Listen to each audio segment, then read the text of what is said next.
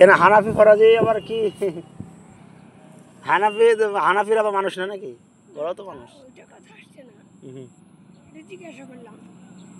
ওই যুগরটা আপনার ফরাজি আছে? হ্যাঁ, যুগর ফরাজি, যুগর ফরাজিতে আছে, ফরাজিতে আছি। বয়ারে ফরাজি আছে? বয়ারে, হ্যাঁ বয়ারে ওই দিকটা অনেক ফরাজি। বয়ারে আমার একটা বোন আছে। বয়ারে আপনার বোন আছে? বয়ারে কোন পাড়ায়?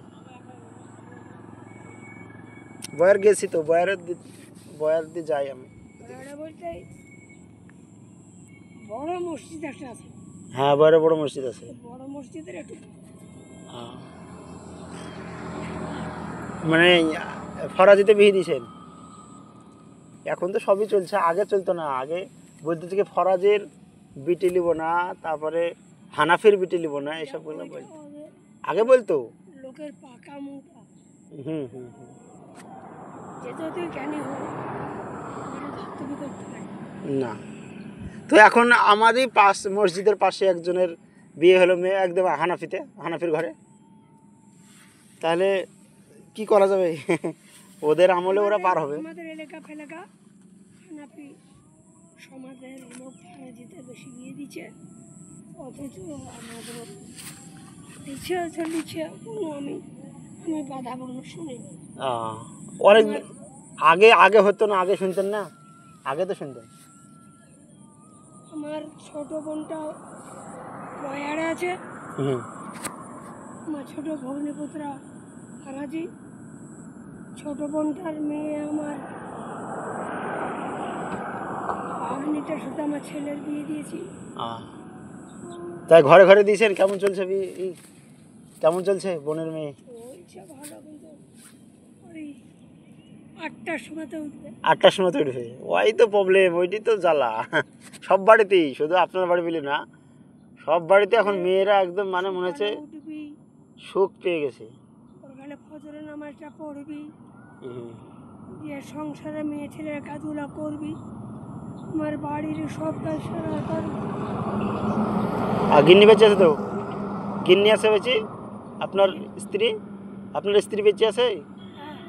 বেঁচে আছে তো। আপনার স্ত্রী মনে হয় সব কাজ করে?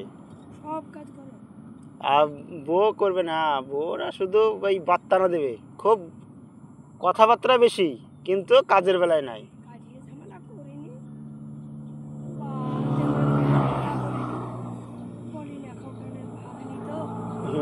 ভাগ্নি কিছু বলতে পারবে না, টাইনি আবার বই নিয়ে আসে আবার ঝামেলা করবে, বনে পারবে না। আপনার মেয়ে যদি অন্যায় করে আপনি কি করে ঝামেলা করতে পারেন? এটা শরীয়তের বিধান।